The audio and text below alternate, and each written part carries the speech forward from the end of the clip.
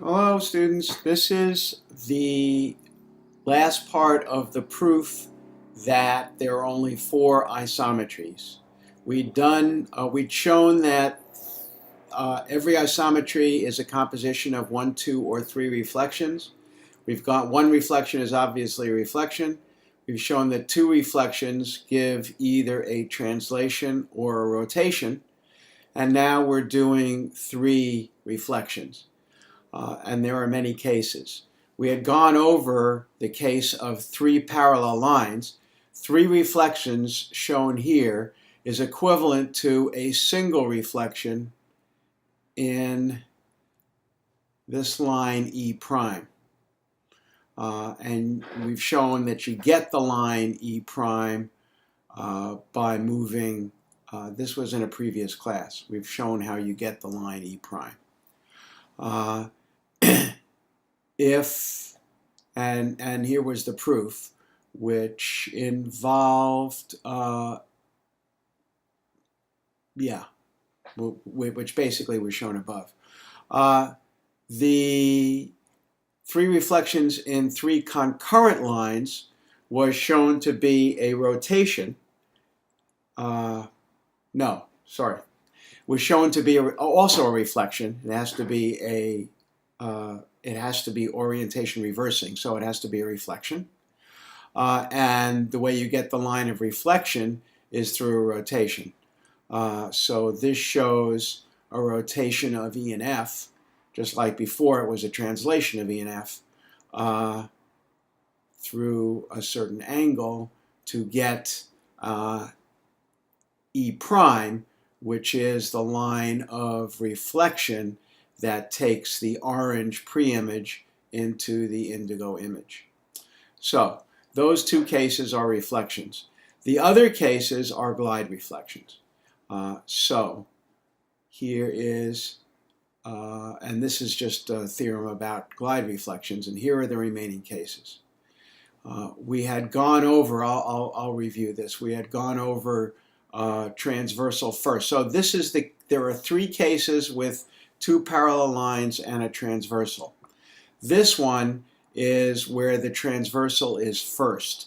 So we first reflect over A and then over B and C. And orange is the pre-image. So this is the original. And then we go over line A, which gives us 1. And then we go over line B, which gives us 2. And then we go over line C, which gives us 3. We want to show that this is a glide reflection, and in order to do that, we have to construct the glide reflection line. So that is done by first, that is the line. The line will turn out to be G. And how do you get G? What you do is first draw a perpendicular through the parallel lines B and C, through the point where A, the first line, intersects B. Then, where that perpendicular line, the perpendicular line that you've drawn, intersects C, that is a point on the reflection line G. So you draw the reflection line G parallel to line A. And that will show how this works. So this is the outline of the proof. So first we have the reflections, first in A, then in B, then in C.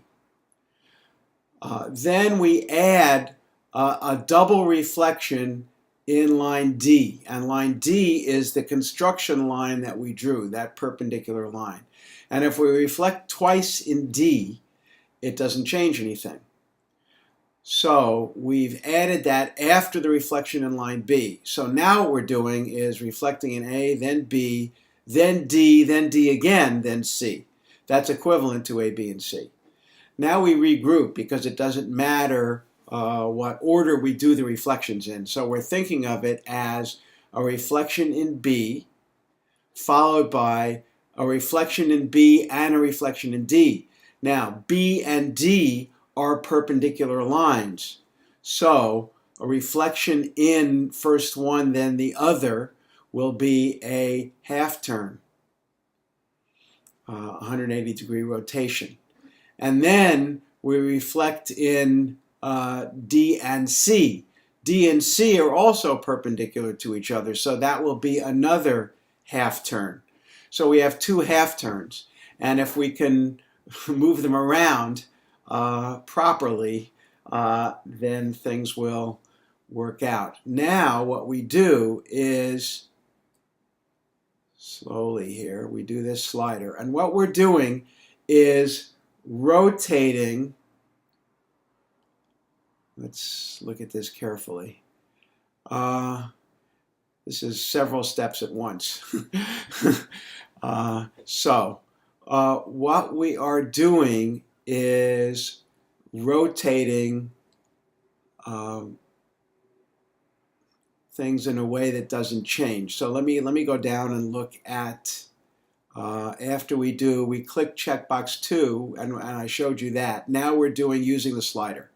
So what we're doing is we're rotating lines C and D simultaneously around their intersection, because it says, note that, this important part here, note that CD and DB, those two rotations, those are half turns, and they don't change when the lines are rotated simultaneously around their intersection through the same angle.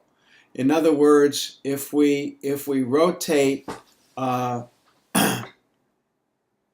those rotations don't change if we rotate C and D simultaneously and D and B simultaneously. In other words, we rotate all the lines, C, D, and B, simultaneously through the same angle, because it's only the angle between those lines that determines the rotation.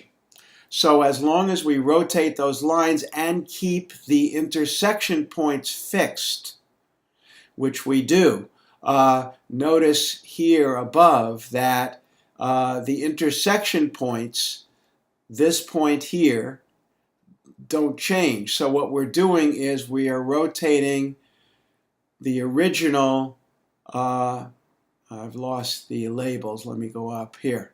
We're rotating C and D, here's C and D, and here are the dashed lines are the images of those lines, but we haven't changed the 90-degree angle between those lines, and we haven't changed the point of rotation. And similarly with the other one, which is DB. So D and B are rotating around this point, and the new lines, E and B prime, are still perpendicular. So we are rotating those lines in a way that does not change the composition BD and the composition DC. So that's complicated, I know. So we keep rotating those lines, until we get them to here. So until, that's right, until C prime, until the image of C and also the image of B, until the image of B and C are parallel to A. That's when we stop, when the images of B and C are parallel to A. So we stop here.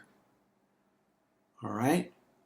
And now we see that BD, the reflection around B and followed by the reflection around D, is now the same as because the lines have coincided, is the same as the reflection around A and the reflection around E. I'll move that back a little bit, and you can see how BD went into, so here we're starting, and look at B and D, and you'll see that they go into two new lines. So follow B and D.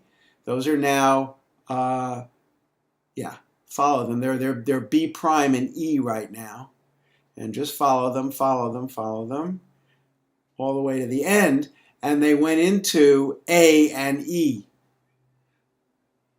Okay? So these lines go into these lines. And similarly, C and D go into F and G. Do that again. Go back to the beginning. Look at C and D. We're rotating. Now it's C prime and F. It's C prime and F. Follow C prime and F as we go. And C prime and F now become, now become GF. That's right, GF, because C prime went into G. So now it becomes GF. Okay? So now we have this sequence of reflections. Look from right to left. All right? Now we regroup. And when we regroup, we have AA. AA is two reflections around line A, across line A, and that is the identity. So what we have is EFG. Now look at EFG. Here's our original O. We're going to reflect across E and reflect across F.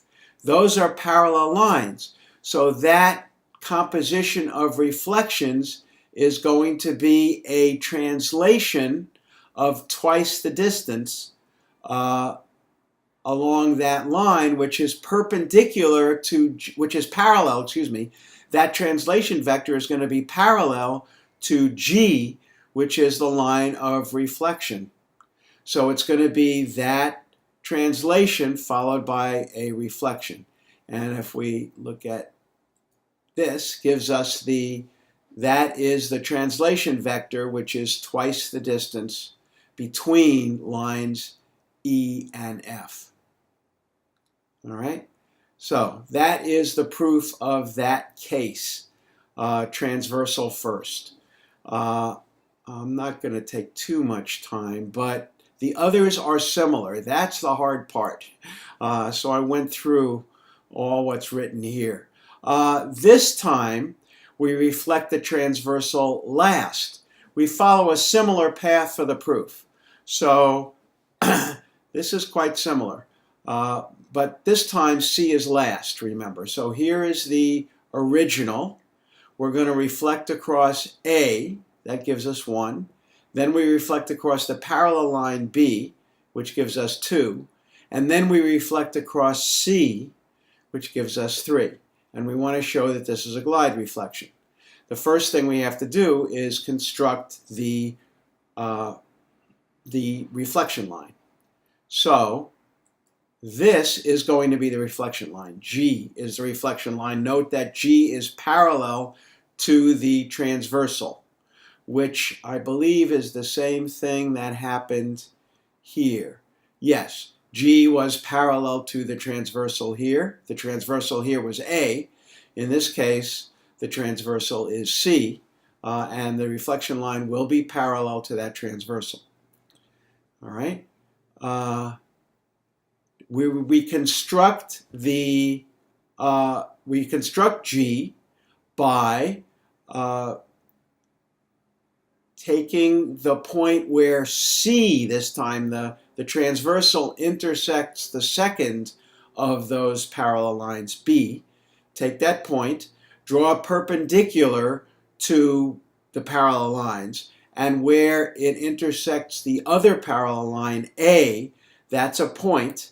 Draw line G parallel to the transversal C. That's the glide reflection line. That's the reflection. Okay. Here is our situation, which is very similar to before.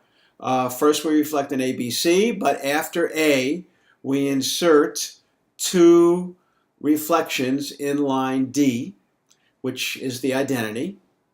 Then we are going to move we're going to rotate because, yeah, there's some missing steps here, but the same idea. We're going to regroup as AD. I'll put this back for a second.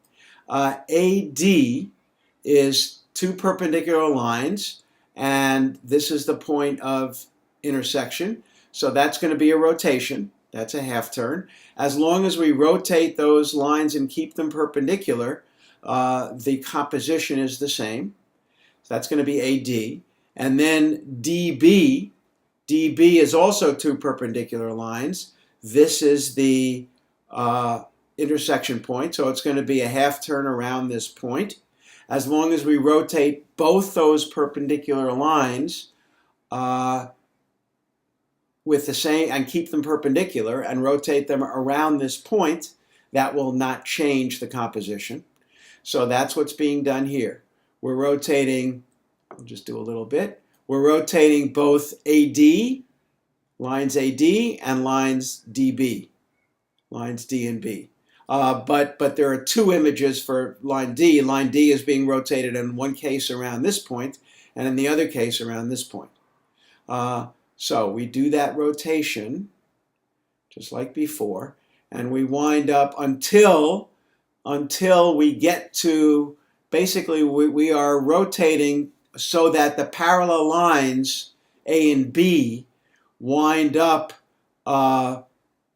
coincident. Well, line B lines up coincident with C, and line A winds up coincident with G.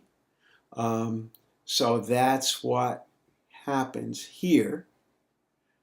And then that's equivalent to, because just as before, AD is going to be equivalent to GE, which are the rotation images of A and D. And DB, D followed by B, is going to be equivalent to F followed by C, which are rotation images of those two lines. And then we see that CC is the identity because it's a double reflection around the same line. So it's GEF. So in this case, we do G, we do the reflection first, and then EF, which is the reflection in two parallel lines that are perpendicular to the line of reflection G. And so that's equivalent to a translation.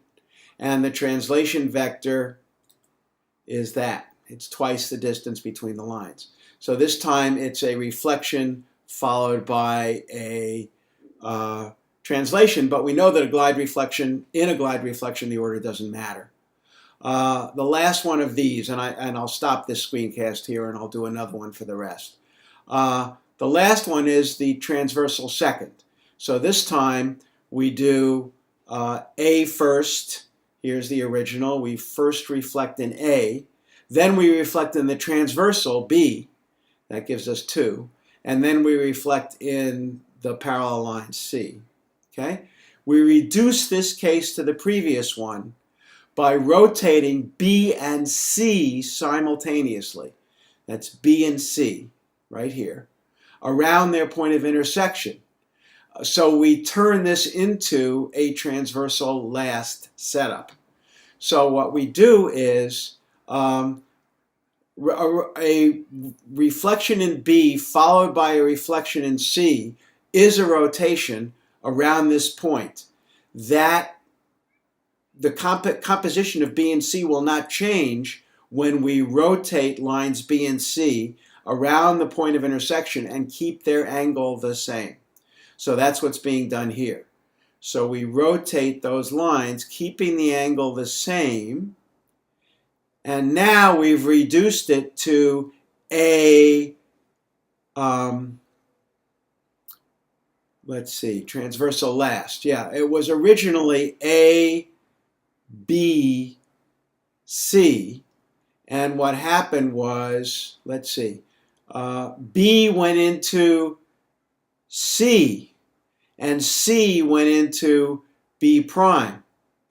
So So now we have reduced it to the transversal last. We've reduced it to A, and then the image of, I'm not sure this is marked correctly, A and then